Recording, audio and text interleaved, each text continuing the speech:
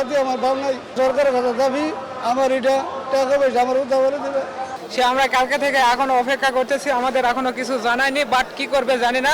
সাক্ষাৎ করতেছে, ওরা বলতেছে তোমাদের কোনো এই নামে কোনো বিমান নাই, মানে এটা ভুয়া টিকিট, এটা কোনো কাজ করবে না। আর আইসে এয়ারপোর্টে আসলে আর তারা টিকিট দিব, এটা কিভাবে দিব আমার মনে হয় না।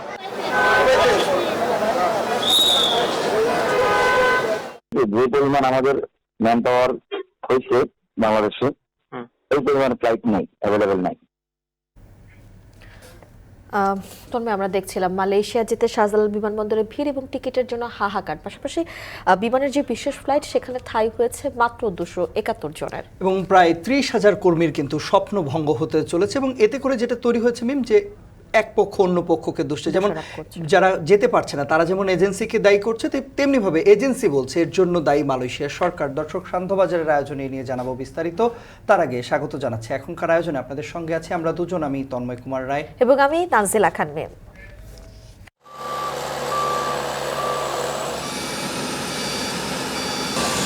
মেট্রো রেলের এই প্রকল্পটি প্রথমবারের মতো ঢাকার পূর্ব এবং পশ্চিম প্রান্তকে সংযোগ করবে। বাণিজ্যিক চলাচল শুরু হলে শহরতলির এই প্রান্ত থেকে 12 লাখ মানুষ সহজ যাতায়াত সুবিধা পাবে।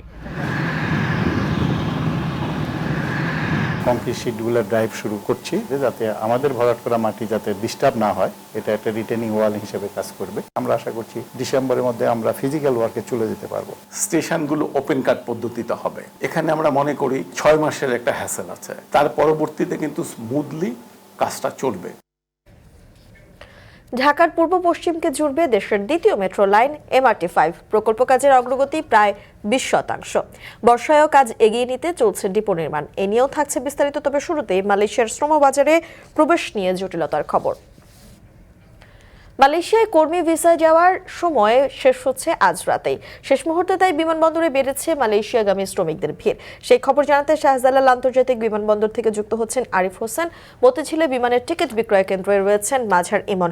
সাথে মালয়েশিয়া থেকে আমাদের সঙ্গে যোগ দিচ্ছেন সহকর্মী শাহরিয়ার তারক। তবে শুরুতেই আমরা যাব বিমানবন্দরের পরিস্থিতি জানতে আরিফের কাছে। আরিফ, বিশেষ ফ্লাইট তো আর কিছুক্ষণের মধ্যেই ছেড়ে যাবে, বাকি যারা এখনো আসলে টিকিট পাননি তাদের ভাগ্যে কি ঘটতে যাচ্ছে? পাশাপাশি কি পরিমাণ কর্মী এখন বিমানবন্দরে অবস্থান করছেন এই মুহূর্তে?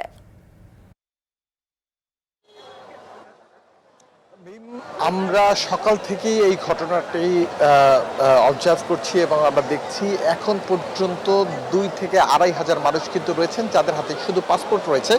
আর কিছু কিছু এজেন্সি রয়েছে যেই এজেন্সিগুলো ভুয়া টিকিট দিয়ে কর্মীদের পাঠিয়ে দিয়েছেন এয়ারপোর্টে, যারা ভেতরে ঢুকেছেন ঘন্টার পর ঘন্টা অপেক্ষা করেছেন কিন্তু তারপরও যেতে পারেননি। আমার পিছনে কয়েকজন দাঁড়ানো রয়েছে। এই যে আমরা একটি টিকিট আপনাকে যদি দেখাই ফিটস এয়ারের, এই টিকিটটি দিয়ে গতকালকে কিন্তু এই কর্মীদের পাঠিয়ে দেওয়া হয়েছিল।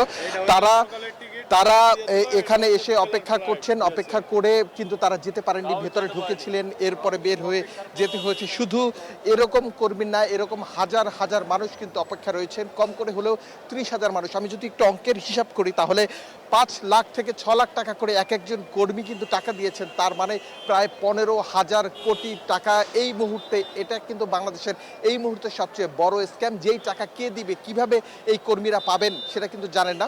আমরা অনেকের সাথে কথা বলেছিলাম, কেউ তাদের মোটর বাইক বিক্রি করে তারপর টাকা দিয়েছেন, কেউ গাড়ি বিক্রি করে দিয়েছেন, কেউ জমি বিক্রি করে দিয়েছেন, কেউ সুদের টাকা এনে দিয়েছেন। তারা কিন্তু যেতে পারছেন না, কারণ আপনি নিশ্চয়ই জানেন যে 1 তারিখ অর্থাৎ 1 তারিখ শুরু হওয়ার পরে আজকে রাত 12:01 থেকে মালয়েশিয়ার সময় কিন্তু এর মধ্যে আর কেউ যেতে পারবে না। তার মানে গিয়ে দাঁড়াচ্ছে যে আমাদের 7:15-তে যেই বিশেষ ফ্লাইটটি ছেড়ে যাচ্ছে সেটি ওখানে যদি 12:01 ক্রস করে তাহলেও কিন্তু জটিলতা বাড়তেছে।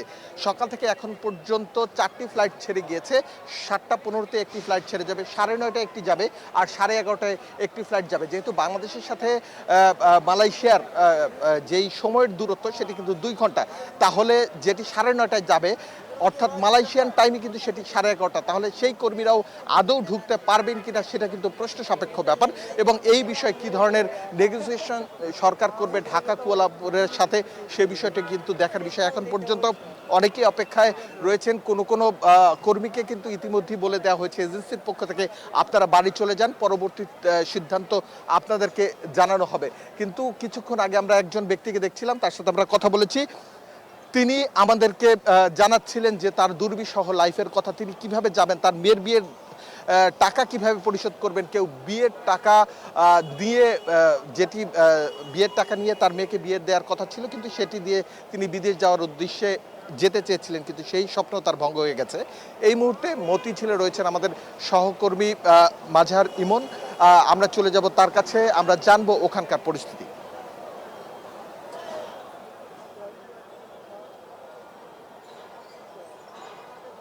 আপনি এয়ারপোর্ট থেকে জানাচ্ছিলেন যে মালয়েশিয়াগামী যে সমস্ত প্রবাসী রয়েছেন তাদের খবর।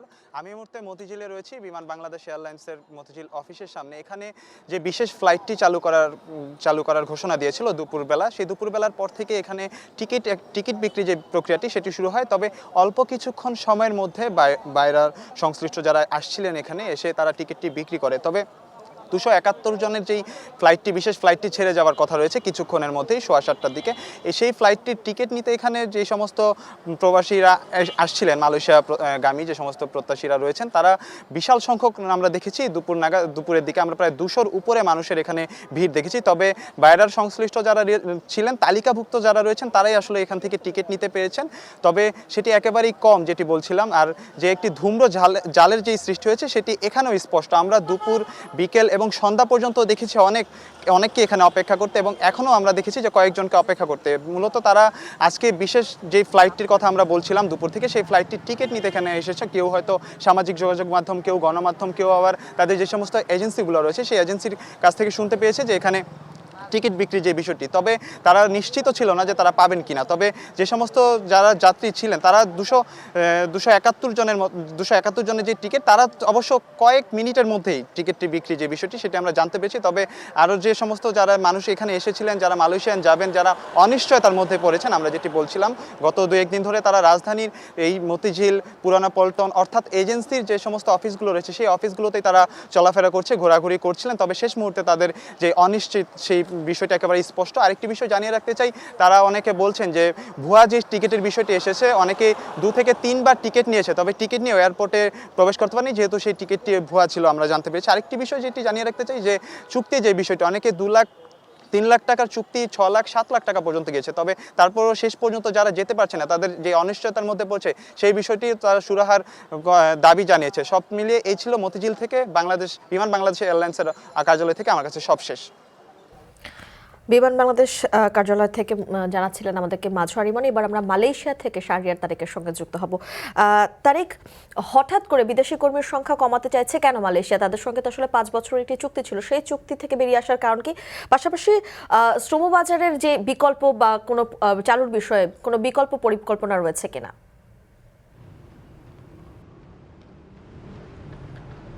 মিম, মালয়েশিয়া আসলে শ্রমিকদেরকে বিদেশি শ্রমিক নির্ভরশীলতা আসলে কেন কমাতে চাচ্ছে? যে মালয়েশিয়াতে অর্থনৈতিক পুনরুদ্ধারে কিংবা অর্থনৈতিক গতিকে, অর্থনৈতিক চাকাকে আসলে ঠিকঠাক রাখার জন্য যে পরিমাণে বিদেশি দরকার, বিদেশি কর্মী, সেটি আসলে তারা নির্ধারণ করেছে 15%। সেটি মূলত এই মাসের মধ্যেই পূরণ হয়ে গেছে। ফলে তারা আসলে নতুন কর্মীদেরকে নেওয়ার পরিকল্পনা করছে না। একই সঙ্গে এখানকার স্থানীয় যে জনগোষ্ঠী আছে তাদেরকে কর্মসংস্থান সৃষ্টির লক্ষ্যেই কিন্তু বিদেশি কর্মীদের যে নির্ভরশীলতা সেটি কমিয়ে আনার চেষ্টা করছে। একই সঙ্গে আগামী বছর থেকে আমরা যেটি জানতে পেরেছি যে মালয়েশিয়াতে আসলে যে সকল নিয়োগকর্তাদের যত বেশি কর্মী থাকবে তাদের তত বেশি ভিসা কর সেটি দিতে হবে। ফলে অভিবাসী কর্মীদের যে কর সেটি বৃদ্ধি পাবে, এবং এর মাধ্যমে কিন্তু যে সকল নিয়োগকর্তারা আছে তারা আসলে নিরুৎসাহিত হবেন বিদেশি কর্মীদের প্রতি।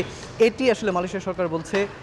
সব মিলিয়ে এখানকার স্থানীয় যারা নাগরিক আছে তাদেরকে কর্মসংস্থানের সুযোগ দেওয়ার জন্যই কিন্তু মালয়েশিয়া সরকার উদ্যোগ নিচ্ছে। কিছুক্ষণ আগে বাংলাদেশ হাইকমিশনের একজন শীর্ষস্থানীয় কর্মকর্তার সঙ্গে আমার কথা হয়েছে। ঢাকা থেকে এখন যে বিশেষ ফ্লাইটটি বাংলাদেশ বিমানের আসবে, তাদের আসলে মালয়েশিয়াতে তো আজকে এখন স্থানীয় সময় 9টা বেজে গেছে, সুতরাং আর মাত্র 3 ঘন্টার কম সময় আছে। এই সময়ের মধ্যে এরপরে যারা আসবে তাদের আসলে ভাগ্যে কি ঘটবে সেই ব্যাপারটা আমি জানতে চেয়েছিলাম। তিনি আমাকে যেটি জানিয়েছেন যে বাংলাদেশ বিমান যে বিশেষ ফ্লাইটটি আসছে এটি মালয়েশিয়া সরকারের সঙ্গে তারা একটি অনুমতি নিয়েছে, যাতে করে তারা আসার পরও এই সকল কর্মীদেরকে আসলে মালয়েশিয়া সরকার গ্রহণ করবে। অতীতের সময়টাতে আমরা যেটি দেখেছি যে সময় তারা নির্ধারণ করে দিয়েছিল, তারপরে আসলে তারা নতুন কোনো কর্মীদেরকে তারা গ্রহণ করেনি। একইভাবে আরেকটি বিষয় জানিয়ে রাখি যে এই মুহূর্তে কুয়ালালামপুর আন্তর্জাতিক বিমানবন্দরে কিন্তু শেষ সময়ে গত 2-3 দিন যাবতীয় আসলে কর্মীদের উপচে পড়া ভিড়, সেটিকে সামাল দিতে আসলে ইমিগ্রেশন বিভাগকে বেশ কষ্টসাধ্য ব্যাপার হয়ে গেছে তাদের। সব মিলিয়ে এখন বলা যাচ্ছে যে এই সব এখন পর্যন্ত যে সকল কর্মীরা মালয়েশিয়াতে এসছেন তারা আসলে মালয়েশিয়াতে প্রবেশ করার সুযোগ পাবেন। মিম, মালয়েশিয়া থেকে আমাদের সঙ্গে যুক্ত হয়েছিলেন সহকর্মী শাহরিয়ার তারিক। এদিকে রিক্রুটিং এজেন্সিগুলো বলছে মালয়েশিয়া সরকারের হঠাৎ সিদ্ধান্তেই তৈরি হয়েছে এই পরিস্থিতি। যদিও এরই মধ্যে বাড়তি অর্থ আদায়ের অভিযোগ উঠেছে খোদ এসব এজেন্সির বিরুদ্ধে। আরও জানাবেন নাজমুল সাকিব। এসব মানুষ গত বছরখানেক ধরে মালয়েশিয়ায় শ্রমিক ভিসায় যাওয়ার চেষ্টা করছেন। দিয়েছেন 5 থেকে 6 লাখ টাকা। বিনিময়ে তাদের ধরিয়ে দেওয়া হয়েছিল ভুয়া টিকিট। গত 27 মে সেই টিকিট নিয়ে শাহজালাল আন্তর্জাতিক বিমানবন্দরে আসলে ইমিগ্রেশন থেকে পাঠানো হয় ফেরত। আজও এসেছেন, যদিও তারা জানেন না টিকিট পাবেন কিনা। এয়ারপোর্টে আছি সকাল 7টার ভিতরে ঢোকানোর পরে ইমিগ্রেশনে আমাদের টাকা দিছে, বলছে যে তোমাদের ফ্লাইট হবে না, তোমাদের ব্যাংককের ভিসা লাগবে। আমাদের তো ব্যাংককের ভিসা দেয় নাই, আমরা কিভাবে যাব? আমাদের বলার মতন কোনো ভাষা নাই। আমাদের বিষয়টা একটু আপনারা দেখেন, আমাদের কোনো অবস্থান নাই, আমাদের পরিবার নিয়ে আমরা খুব কষ্টে আছি। আলহেরা নামক রিক্রুটিং এজেন্সির এই প্রতিনিধি দায় এড়িয়ে জানান এটা ভুল বোঝাবুঝি। তারা আজকেও চেষ্টা করে যাচ্ছেন তাদের টিকিট দেওয়ার জন্য। 3 দিন ধরে আমাদের বসে বহুত চেষ্টা করতেছে টিকিটের জন্য। টিকিটের দাম তো হয়তো আপনারা জানেন 1,40,000 টাকা, যে টিকিট ছিল 25,000 30,000 টাকা। এখন কি কারণে এত দাম বাড়লো এটা আসলে আমরাও বলতে পারবো না। সাধারণত হযরত শাহজালাল আন্তর্জাতিক বিমানবন্দরে অন্যান্য দিনে কিছুটা দিনের বেলায় ভিড় কম দেখা যায়, তবে আজকে এর চিত্র পুরোপুরি উল্টো। এর বড় কারণ মালয়েশিয়ার যারা শ্রমিক তারা কিন্তু আজকের পরে আর যেতে পারবেন না, ফলে একটি সংকট তৈরি হয়েছে। সবাই হুমড়ি খেয়ে পড়ছেন এই শাহজালাল আন্তর্জাতিক বিমানবন্দরে। তবে বড় একটি সংকট, দিনে মাত্র 2500 থেকে 3000-এর মতো মানুষ মালয়েশিয়া যেতে পারবেন। তবে এইখানে একটি বড় অংশ অর্থাৎ প্রায় 30 থেকে 35,000 মানুষ অপেক্ষা করছেন তারা মালয়েশিয়ায় যাওয়ার জন্য। শুক্রবারের পর বাংলাদেশ সহ 15টি দেশের শ্রমিকরা ঢুকতে পারবে না মালয়েশিয়া শ্রমবাজারে। তাই শেষ দিনে অনেকেই টিকিট না পেলেও ভিড় করেছেন বিমানবন্দরে। অধিকাংশই জানেন না কখন পাবেন তার কাঙ্ক্ষিত টিকিট। প্লেন টিকিট এখনো পাই নাই। কালকে বলছিল 9টার ভিতরে আসতে, 9টার ভিতরে পৌঁছাইছিলাম। পরে আমাদের সে মালিক বলল যে তোমাদের কালকে 10টায় ফ্লাইট দিবেন। আমি সেই অবস্থার পর আছি, দেখা যাক, আল্লাহ ভরসা, এখনো হাল ছাড়িনি। 11টার সময় আমাদের ফ্লাইট হওয়ার কথা, কিন্তু এই পর্যন্ত টিকিট পাই নাই।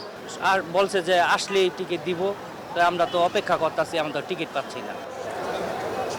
এজেন্সিগুলোকে 5 থেকে 8 লাখ টাকা দিয়েছেন মালয়েশিয়ায় অভিবাসন প্রত্যাশীরা। বিনিময়ে তারা কয়েকদিন পর্যন্ত ঘুরেছেন এজেন্সির অফিসে ও বিমানবন্দরে। এয়ারপোর্টে যাবা, ওইখান থেকে যাওয়ার পরে আমরা আসবো, আসার পরে আমরা তোমাদের হাতে টিকিট দিব। এখন আমরা তো এখনো নিশ্চিত হতে পারলাম না যে আসলে আমরা মালয়েশিয়া যাইতে পারবো কি যাইতে পারবো না। এখন ফোন দিছে, ওরা বলছে কি তা অপেক্ষা করেন, শুধু অপেক্ষা করেন। এই অপেক্ষাতেই আছি। 6 লক্ষ টাকা, দুইজনের 12 লক্ষ টাকা দিচ্ছে। সর্বশেষ কথা হলো যে সে আমাদের একজনের কাছে মাফি চাইছে যে আসলে আমি ক্ষমা চাই, আমি নিতে পারতেছি না। অন্যদিকে এজেন্সিগুলো বলছে হুট করে মালয়েশিয়ায় সিদ্ধান্ত দেওয়ায় কিছুটা ঝামেলায় পড়েছেন। এতে করে 73,000 টাকার টিকিটের দাম দিতে হচ্ছে 1.5 লাখ টাকা, তবুও মিলছে না টিকিট। যে পরিমাণ আমাদের ম্যান পাওয়ার হয়েছে বাংলাদেশে, এই পরিমাণ ফ্লাইট নাই, অ্যাভেলেবেল নাই। তো ওদের কাছে যখন আমরা ফোন দিয়ে বা এনিহাও যোগাযোগ করার চেষ্টা করছি, ওরা আমাদেরকে একটা দুটা ফ্লাইট বা টিকিট দিলেও দেখা যায় এগুলোর দামগুলো দেখা যাচ্ছে 1 লক্ষ 1.5 লাখ টাকার উপর। শুক্রবার 7টি নিয়মিত ও একটি বিশেষ ফ্লাইটে প্রায় 2000 যাত্রীর কুয়ালালামপুর যাওয়ার কথা। এতে বাকি প্রায় 30,000 শ্রমিকের দৃষ্টিতে যাওয়া নিয়ে রয়ে যাচ্ছে অনিশ্চয়তা। নাজমুল সাকিব, এখন ঢাকা। এবারে অন্যান্য প্রসঙ্গ। হেমায়েতপুরে ঢাকা আরিচা মহাসড়কের পাশে জোরে সোরেই চলছে ঢাকা পূর্ব ও পশ্চিম প্রান্তকে সংযোগকারী MRT-5 কাজ। প্রকল্প সংশ্লিষ্টরা বলছেন ডিপোর বাইরে হেমায়েতপুর থেকে আমিনবাজার অংশে এই ডিসেম্বরে মেট্রোর মূল লাইনের নির্মাণ কাজ শুরু হবে। DMTCL বলছে পাতালের 3টি নির্মাণ প্যাকেজের মধ্যে কচুক্ষেত থেকে নতুন বাজারে সেনানিবাসের নিচের কাজ আগে শুরু হবে। আজহার লিমনের প্রতিবেদন, ছবি তুলেছেন শেখ লিখন। ধলেশ্বরীর এই শাখাটি সাভারের বিলমালিয়া ও কোন্ডা মৌজা হয়ে তুরাগে মিশেছে। নাম কর্ণতলী। এর পারেই ঢাকার আরেকটি মেট্রো লাইন এমআরটি 5-এর কেন্দ্রবিন্দু। শহরতলির প্রায় 100 একর প্লাবন ভূমির উপর এই ডিপোর আরেক প্রান্তে ঢাকা আরিচা মহাসড়ক। হেমায়তপুরের এই ডিপো থেকেই উড়াল ও পাতাল মিলিয়ে প্রায় 20 কিলোমিটার মেট্রো পরিচালিত হবে ভাটারা পর্যন্ত। মোট 14টি স্টেশনের 4টি হবে উড়ালে, 9টি পাতালে। এটি হবে ঢাকার দ্বিতীয় পাতাল মেট্রো, যে লাইনটি প্রথমবারের মতো নদীর নিচ দিয়ে যাবে। আমিনবাজার থেকে তুরাগতলের প্রায় 30 মিটার গভীরে নির্মিত হবে এই মেট্রো টানেল। মিশবে গাবতলী পাতাল স্টেশনে। 10টি নির্মাণ চুক্তির মাধ্যমে সম্পন্ন হবে পুরো লাইনটির কাজ। প্রথম নির্মাণ ভাগ এই ডিপো এলাকায় গিয়ে দেখা গেল এই কর্মযজ্ঞের। অপেক্ষাকৃত নিচু এই এলাকায় চলছে জাপানিজ প্রযুক্তির স্যান্ড কম্প্যাকশন পাইলিংয়ের মাধ্যমে ডিপোর ভিত শক্ত করার কাজ। নানা পরীক্ষা নিরীক্ষার পর মেঘনা, শীতলক্ষা থেকে আনা বালুর পাহাড় গড়ে উঁচু করা হচ্ছে জায়গাটিকে। আবার যাতে নিচে ভেঙে না পড়ে তার জন্য ভিয়েতনাম থেকে আনা হয়েছে এই কনক্রিট শীটগুলোকে। দিনরাত 150 প্রকৌশলী আর 450 নির্মাণ শ্রমিকের ঘামে ডিপোর অবস্থা এখন এমন। সব মিলিয়ে প্রায় 150 নির্মাণ যন্ত্র দিনরাত কাজ করছে বিস্তীর্ণ এই ডিপোতে। এবং গেল 8 থেকে 9 মাসে এই যে এখানকার যে অগ্রগতিটা দেখা যাচ্ছে তা কিন্তু আগের চিত্র থেকে বেশ আলাদা। এই যে আমি এখন যেখানে দাঁড়িয়ে আছি সেখানে 2 থেকে 3 ফুটের একটি জলা ছিল, যেটিকে বালু দিয়ে ভরাট করে এই অবস্থায় আনা হয়েছে। পর্যায়ক্রমে এভাবে পুরো এলাকার ভূমি উন্নয়ন করা হবে। বালিটাকে আমরা একটা স্থানে স্টক করা হচ্ছে এবং কিছু জায়গায় ড্রেস ফিল হচ্ছে এবং কিছু জায়গায় এমব্যাকমেন্টের কাজ হচ্ছে। আপনি এখানে দেখতে পারবেন সাইডে, এটা হচ্ছে এমব্যাকমেন্ট কাজ বলা হয়। এটা প্রকল্প সংশ্লিষ্টরা বলছেন কাজের অগ্রগতি 20 ভাগের কাছাকাছি। কয়েক ধাপের কাজের মধ্যে তারা এখন ডিপোকে এমন পর্যায়ে নিয়ে যেতে চান যাতে বর্ষায় কাজ বন্ধ না থাকে। মেন বড় বড় কিছু কম্পোনেন্ট আছে, আপনারা দেখছেন বেশ কিছু কংক্রিট শীট এখানে জমা করা হয়েছে। এটা কংক্রিট শীটগুলো ড্রাইভ শুরু করছি এবং এটা মানে চারিদিকে যেটা ভরাট করা হয়েছে নিচু যে এলাকার পাশ দিয়ে, যাতে আমাদের ভরাট করা মাটি যাতে ডিস্টার্ব না হয়, এটা একটা রিটেনিং ওয়াল হিসেবে কাজ করবে। তবে ঢাকার নতুন এই মেট্রো প্রকল্পেও ডিপোর মতো অন্যান্য কাজে এগোয়নি। 10টি নির্মাণ চুক্তির মধ্যে এগিয়ে আছে হেমায়তপুর থেকে ভাটারা পর্যন্ত অংশে উড়াল লাইন নির্মাণ কাজের প্যাকেজ। এটি 3 নম্বর নির্মাণ ভাগ এবং এপ্রিল মাসের শুরুর দিকে ঠিকাদারদের প্রাথমিক যোগ্যতা যাচাই শেষে দরপত্র আহ্বান করা হয়েছে। বাকি 8টির মধ্যে এগিয়ে আছে পাতালের 3টি নির্মাণ প্যাকেজ। এর মধ্যে কচুক্ষেত হতে ভাটারা পর্যন্ত নির্মাণ ভাগটিকে সবচেয়ে অগ্রাধিকার দিচ্ছে প্রকল্প কর্তৃপক্ষ। আমরা আশা করছি ডিসেম্বরের মধ্যে আমরা ফিজিক্যাল ওয়ার্কে চলে যেতে পারবো। বনানী গুলশন এই এলাকা আমাদের স্টেশনটা মানে এক্সিস্টিং রাস্তাটা ন্যারো এবং স্টেশনটাও প্ল্যাটফর্ম উপরে নিচে থাকবে। একটা আপের প্ল্যাটফর্ম যদি উপরে থাকে, ডাউন একটা নিচে থাকবে। এই ফাংশনগুলো বা কাজগুলো, ফিজিক্যাল কাজগুলো অনেক জটিল এবং সময়ব্যাপী, যার জন্য এটাকে আমরা একটু প্রায়োরিটি দিচ্ছি যে আগে যাতে শুরু করা যায়। তো যার জন্য আমরা ওই জাইকার কনকারেন্সের জন্য ওয়েট করতে হয়। তবে আমরা ফুল রেডি আছি, আমরা যখনই যেটা কনকারেন্স পাবো এখন সেটাই আমরা টেন্ডারিংয়ে চলে যেতে পারবো। মেট্রো রেলের এই লাইনটির জন্য ঋণ দিচ্ছে জাপানি সহায়তা সংস্থা জাইকা। প্রকল্পটির জন্য মোট ব্যয় ধরা হয়েছে 41,238 কোটি টাকা, যার মধ্যে প্রায় 30,000 কোটি দেবে এই সংস্থাটি। আর এর জন্য এখন পর্যন্ত মেট্রো রেল বাস্তবায়নকারী সংস্থা ডিএমটিসিএল এর সঙ্গে 2018, 2020 এবং 2022 সালে মোট 3টি ঋণ চুক্তি করেছে সংস্থাটি। আমাদের স্টেশনগুলো ওপেন কাট পদ্ধতিতে হবে। যেখানে মাটির নিচে দিয়ে চলে যাবে সেখানে ইউটিলিটি রিলোকেশনের প্রয়োজন হবে না, কিন্তু স্টেশনগুলোতে ইউটিলিটি রিলোকেশন করতে হবে। সেই জন্য আমরা বাংলাদেশ সেনাবাহিনীর ইঞ্জিনিয়ারিং ডিপার্টমেন্টকে আমরা দায়িত্ব দিয়েছি, তারা এই জায়গাটায় কাজ শুরু করেছে। এখানে আমরা মনে করি যে 6 মাসের একটা হ্যাসেল আছে, তার পরবর্তীতে কিন্তু স্মুথলি কাজটা চলবে। সেটা মাথায় রেখেই আমরা কাজটা শুরু করার পরে আপনাকে সুনির্দিষ্টভাবে বলতে পারবো।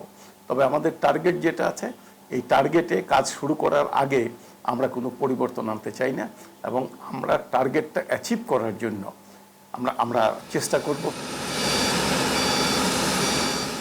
মেট্রো রেলের এই প্রকল্পটি প্রথমবারের মতো ঢাকার পূর্ব এবং পশ্চিম প্রান্তকে সংযোগ করবে।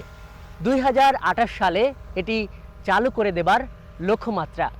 বাণিজ্যিক চলাচল শুরু হলে শহরতলির এই প্রান্ত থেকে 12 লাখ মানুষ সহজ যাতায়াত সুবিধা পাবে।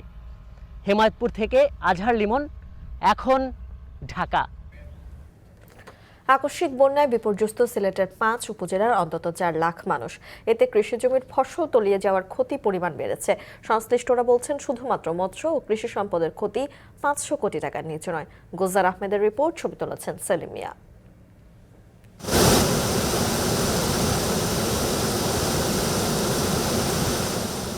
সিলেটে পাহাড়ি ঢলের প্রভাব এখনো ফুরোয়নি।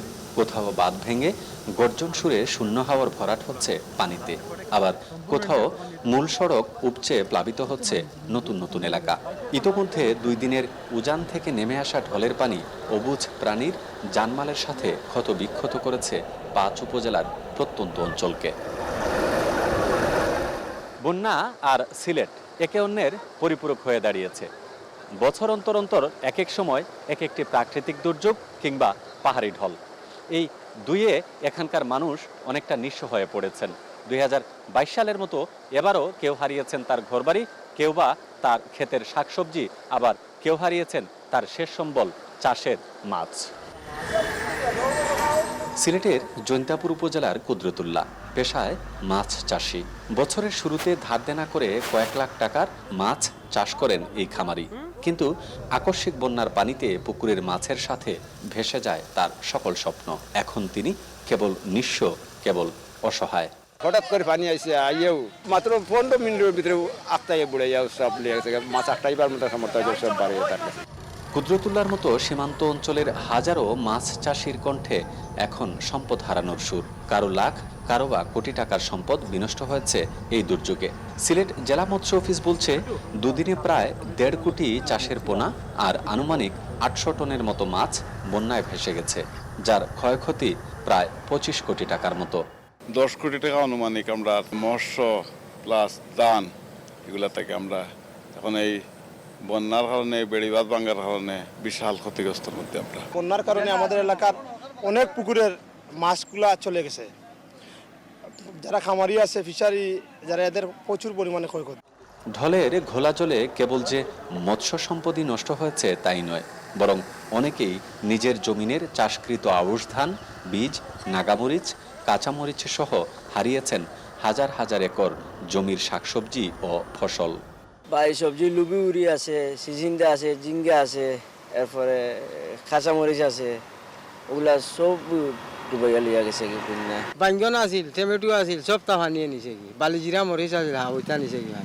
কৃষি সম্প্রসারণ অধিদপ্তর বলছে এই অকাল বন্যায় 5600 হেক্টর জমির উৎপাদিত ফসল বিনষ্ট হয়েছে, যা থেকে উৎপাদিত পণ্যের মূল্য বিবেচনা করলে শুধু কৃষকদেরই ক্ষতি হয়েছে 400 কোটি টাকারও বেশি। টোটাল ক্ষতির পরিমাণ যেটাই দাঁড়ায়, কিন্তু কৃষকের কাছে একক ক্ষতি যদি সেটা ছোট হয়, কিন্তু তাদের কাছে এটা বিরাট ক্ষতি। বোঝা যাচ্ছে না কয়দিন এটা লাস্টিং করবে। শেষ পর্যন্ত এটা যদি আরও দীর্ঘায়িত হয়, এবং দীর্ঘায়িত হলে ক্ষতির পরিমাণটা একটা বড়ই হবে আর কি। এদিকে জেলা প্রশাসক বলছেন অবকাঠামোগত সহ সার্বিক ক্ষতি নিরূপণ করা না গেলেও বন্যা পরবর্তী পরিস্থিতি স্বাভাবিক করতে চেষ্টা চালিয়ে যাচ্ছেন তারা। জেলা পর্যায় থেকে যা যা করণীয় আমরা ঊর্ধ্বতন কর্তৃপক্ষের সাথে যোগাযোগ করছি, এবং আমাদের দুর্যোগ ত্রাণ মন্ত্রণালয় থেকে আমাদের শতভাগ নিশ্চয়তা দিয়েছে যা যা প্রয়োজন এই দুর্যোগ মোকাবেলার জন্য আমাদেরকে প্রদান করা হবে। পানি উন্নয়ন বোর্ড বলছে নদ নদীর পানি বৃদ্ধির পরিমাণ কিছুটা কমেছে, তবে পাহাড়ি ঢল বন্ধ হলে বন্যা পরিস্থিতির আরও উন্নতি ঘটবে। গোলজার আহমেদ, এখন সিলেট। প্রতিবেদনে আমরা দেখছিলাম সিলেটের 5 উপজেলার মানুষ বন্যার পানিতে বন্দী রয়েছেন এবং একই সঙ্গে ব্যাপক ক্ষয়ক্ষতি হয়েছে।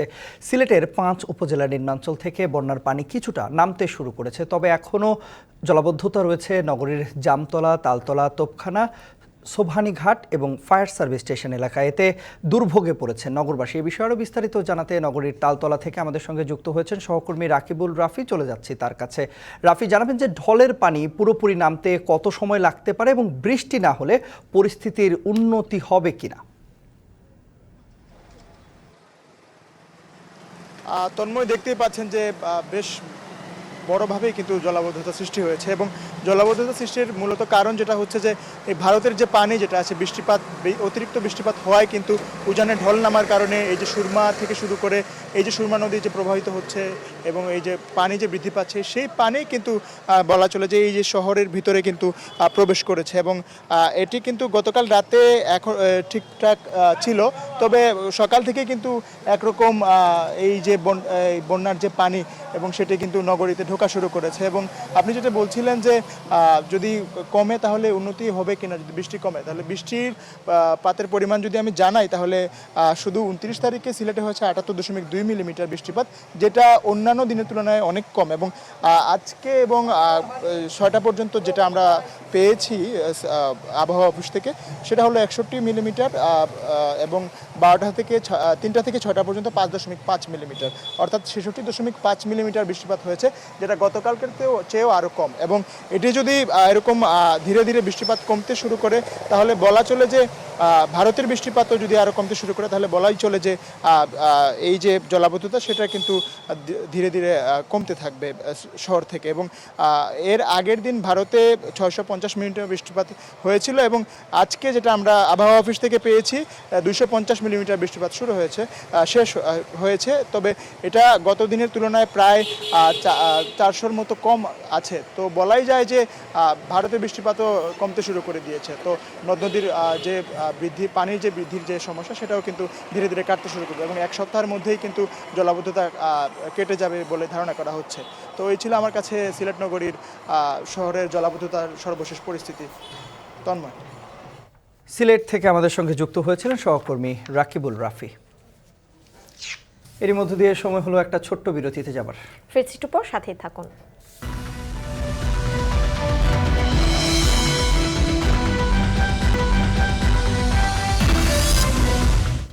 বিরতির পর ফিরে এলাম। দেখছেন সান্ধ্যবাজার।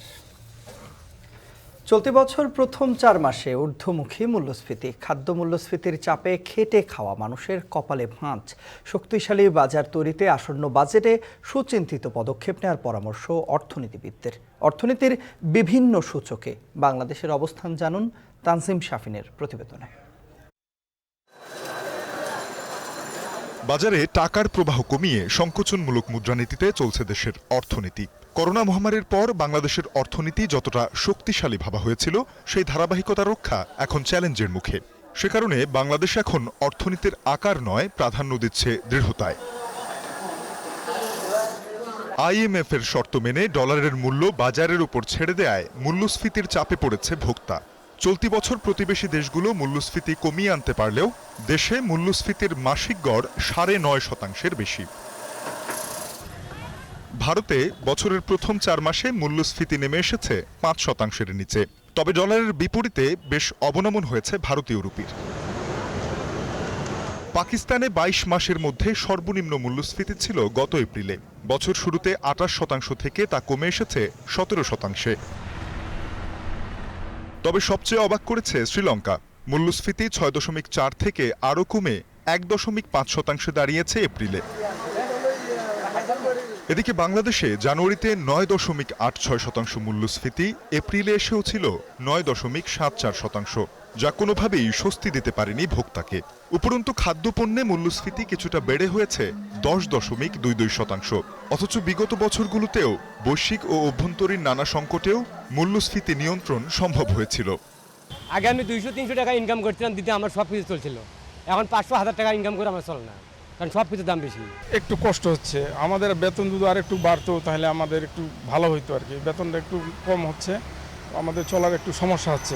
ঘর ভাড়া বাড়ছে, আপনার হচ্ছে আমাদের টিউশনের ফি বাড়ছে, বাচ্চাদের যে পড়াশোনার খরচ, প্রত্যেকটা জিনিস বাড়ছে। সেটার সাথে সাথে আমরা যখন বাজারে যাচ্ছি প্রতিদিন, প্রত্যেকটা নিত্য প্রয়োজনীয় মুরগি থেকে শুরু করে মাছ থেকে শুরু করে সবকিছু, যেখান থেকে জিনিসটা আসতেছে ওইখানে যদি ঠিক রাখে তাহলে তো বাজার তত করার দরকার নাই। ব্যবসা ছেড়ে সবাই বিদেশ চলে যেতে আছে, কি করবো এখন? আমরা সব ইয়াং জেনারেশন তো ব্যবসা দেন করবো না, সবাই যেতে আছে বিদেশ যেতে আছে, পাসপোর্ট লাগাও বিদেশ যাও।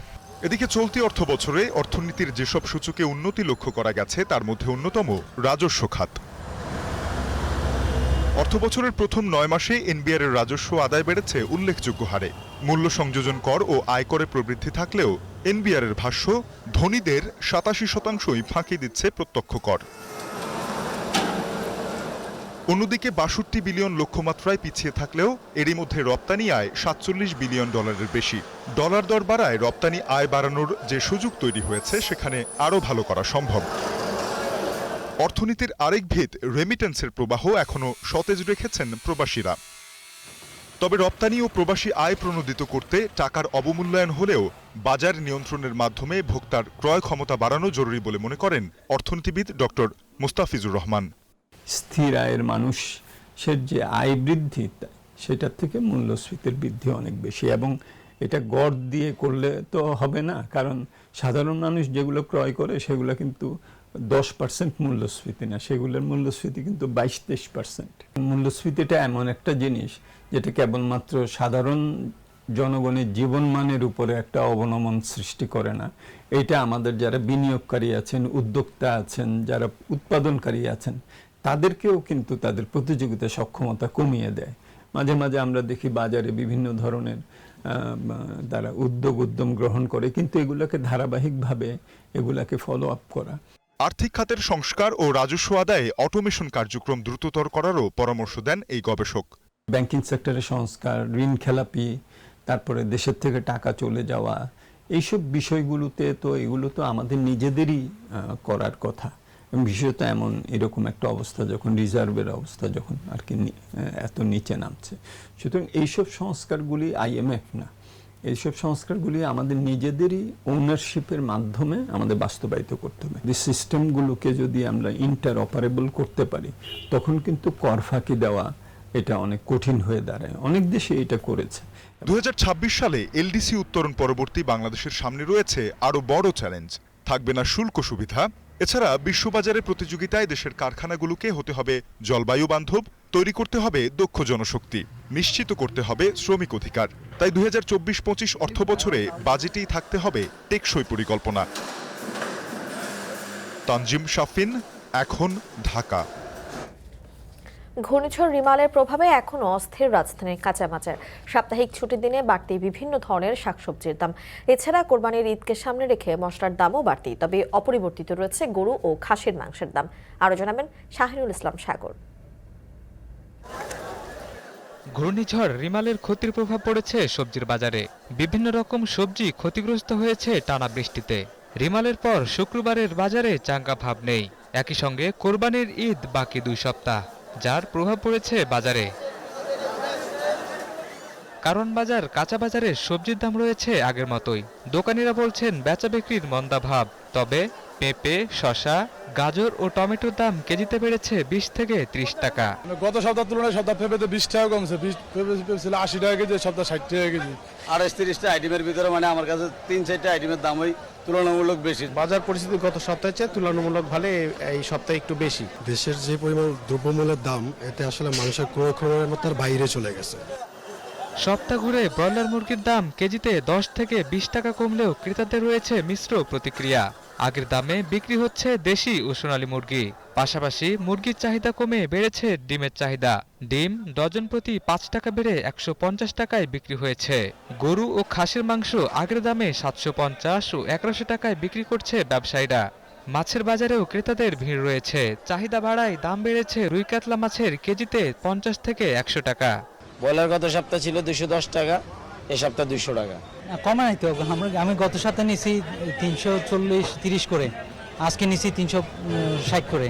লাল ডিম বিক্রি করতেছে আপনার 150 টাকা ডজন, গেছে কালকে বিক্রি হচ্ছিল আপনার 145 টাকা ডজন। গরু কমে যাবে, গরু অনেক দাম বাড়বে, এটার লিগে একটু সেলটাও কমবে, আর কোরবানি মাছ তো একটু নর্মাল হয়ে যায়। রুই মাছের দামটা বাজার তুলনায় এখন মনে করেন কেজিতে 50 টাকা, 60 টাকা, 100 টাকা এরকম বাড়তি। মাছের প্রচুর সমাগম আছে, কিন্তু দামটা অনেক বেশি। কোরবানি ঈদ সামনে রেখে বাড়ছে মশলার দাম। রসনা বিলাসের উপকরণ এলাচ বিক্রি হচ্ছে কেজিতে 3600 টাকা থেকে 4000 টাকায়। লবঙ্গ কেজিতে 2000 থেকে 2200 টাকা সহ বাড়তি দামে বিক্রি হচ্ছে দারুচিনি ও জিরা। এই এলাচি যেমন 2650 টাকা কিনা ছিল, বেশি কত 2700, 2800 বা 2600, এটা কিনা হলো 3350 টাকা, বিক্রি হলো 3600 টাকা। এই বড় এলাচি এটা কিনা হলো 3650, বিক্রি হলো 4000 টাকা। তো কোরবানি দিলে প্রতি বছর মশলার দাম বাড়ে, নতুন তো না, পুরানি। এটা মশলার বাজার তো প্রতিদিন বাড়তাছেই। রিমালের প্রভাব, হঠাৎ গরম আবার বৃষ্টি, এরকম বৈরী আবহাওয়ায় নষ্ট হচ্ছে সবজি সহ নিত্যপণ্য। এ কারণে ক্ষতিগ্রস্ত হচ্ছে ব্যবসায়ীরা। শাহিনুল ইসলাম সাগর, এখন, ঢাকা। এরই মধ্যে দিয়ে সময় হলো আরেকটা বিরতিতে যাবার। ফিরছি একটু পর, সাথেই থাকুন।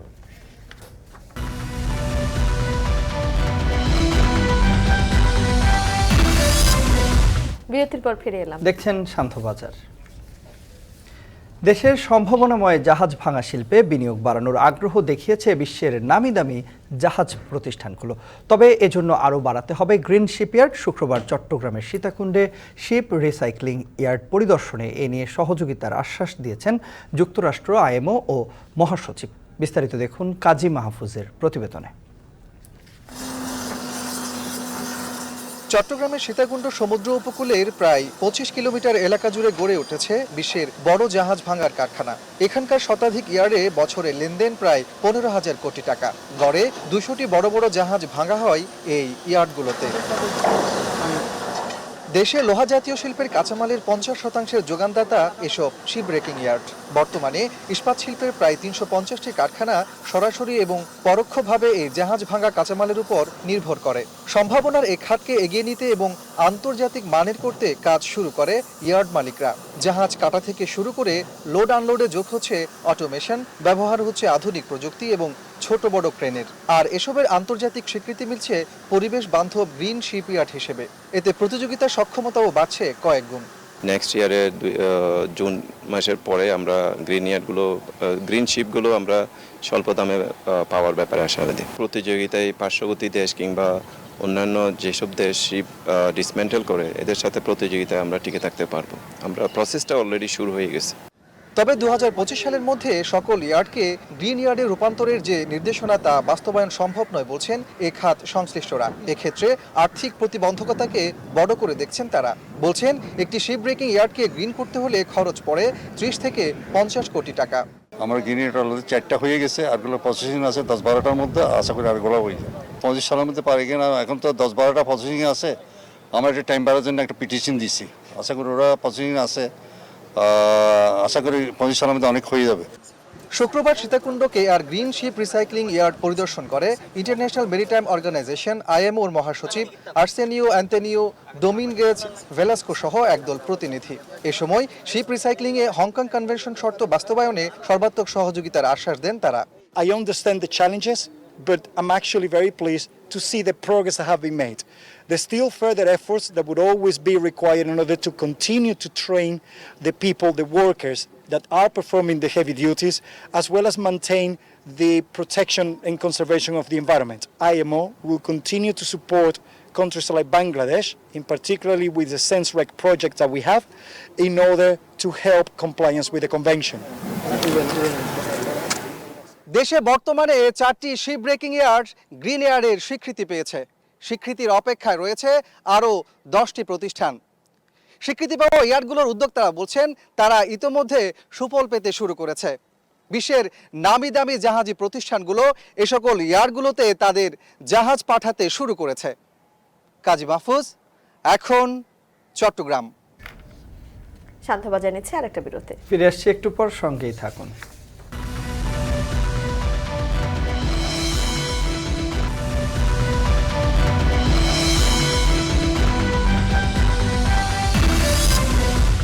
ফিরে এলাম বিরতির পর। দেখছেন শান্তবাজার। টি-20 বিশ্বকাপের পর আরও এক বিশ্ব আসরে খেলতে চান সাকিব আল হাসান। নিজের 8ম বিশ্বকাপ খেলতে নামার আগে সাকিব জানান টি-20 ক্রিকেটের পরিবর্তনের গল্প। এছাড়া যুক্তরাষ্ট্র, ওয়েস্ট ইন্ডিজের উইকেট কন্ডিশন বাংলাদেশের সাথে মিল থাকায় সেখানে ভালো খেলার কথা বলেন টাইগার অলরাউন্ডার। আরও জানাবেন তাসওয়ার নাফি। বাংলাদেশ ক্রিকেটের সবচেয়ে বড় তারকা সাকিব আল হাসান। রেকর্ডের পাতার অনেকটা জুড়ে তার নাম। টি-20 বিশ্বকাপে শ্রীলঙ্কার বিপক্ষে প্রথম ম্যাচে মাঠে নামলে আরও এক রেকর্ড গড়বেন টাইগার অলরাউন্ডার, যার ভাগিদার হিসেবে থাকবেন ভারতের রোহিত শর্মাও। কারণ দুজনই খেলবেন নিজেদের 9ম টি-20 বিশ্বকাপ, যা আগে পারেনি কেউ। অর্থাৎ 2007 থেকে শুরু হওয়া প্রতিটি বিশ্বকাপে খেলা দুজন ক্রিকেটারের একজন এই সাকিব আল হাসান। আমি আর রোহিত শর্মা হয়তো দি অনলি 2 প্লেয়ার যারা এই সবগুলো টি-20 ওয়ার্ল্ড কাপ খেলেছে। আশা করবো যে আরও একটা ওয়ার্ল্ড কাপ যেন খেলতে পারি, তার আগে এই ওয়ার্ল্ড কাপে যেন পারফরমেন্সটা অনেক ভালো থাকে, বাংলাদেশ যেন অন্যান্য যে কোনো টি-20 ওয়ার্ল্ড কাপের থেকে বেটার রেজাল্ট করে আসতে পারে। বর্তমান বিশ্বে শর্টার ফরম্যাটের বিশ্ব আসর বেশ জনপ্রিয়। তবে প্রথম দিকে এতটা গুরুত্ব দিয়ে শুরু হয়নি টি-20 ক্রিকেট। সময়ের পরিক্রমায় বিশ্ব ক্রিকেটের আবেদনের অনেকটাই ধরে রেখেছে এই ফরম্যাটটি। পরিবর্তনটা দেখিয়ে হচ্ছে যে আমার কাছে মনে হয় ওয়ানডেরই এক্সটেন্ডেড ভার্সন, হয়তো কাটেল ওভার হলে যেটা হতো সেটাই। অনেক এক্সাইটিং, ক্রাউড অনেক পছন্দ করে এই খেলাটা। আমি একটা জিনিসই শুধু ফিল করি যে ব্যাটার বলের যেন সমান কম্পিটিশন এখানে থাকে, যে কোনো একতরফা যেন টুর্নামেন্টটা না হয়। নর্মালি ওয়ার্ল্ড কাপগুলোতে কখনোই সেটা হয় না এবং আমি মনে করি এবারও একই রকম হবে। সবারই জানা যুক্তরাষ্ট্রে তার পরিবারের সদস্যরা থাকায় সেখানে নিয়মিত যাওয়া আসা তার, তাই দেশটির কন্ডিশন সম্পর্কে ভালোই জানা মিস্টার 75-এর। তাই সেখানে ভালো করার সম্ভাবনার কথাও জানান বাংলাদেশ দলের সাবেক এই অধিনায়ক। আমার সেকেন্ড হোম সেটা ঠিক আছে, হোম অ্যাডভান্টেজ পাবে কিনা বলাটা মুশকিল। তাসওয়ার নাফি, এখন মনে হয় পাবে। ওয়েস্ট ইন্ডিজ ও আমেরিকা দুইটা জায়গায়। শেষ করছি শান্তবাজার। এখন টেলিভিশন ওয়েবসাইটে দেখতে ভিজিট করুন www.ekhon.tv। ফেসবুকে দেখুন facebook.com/tv.ekhon আর ইউটিউবে দেখুন youtube.com/c/ekhon tv।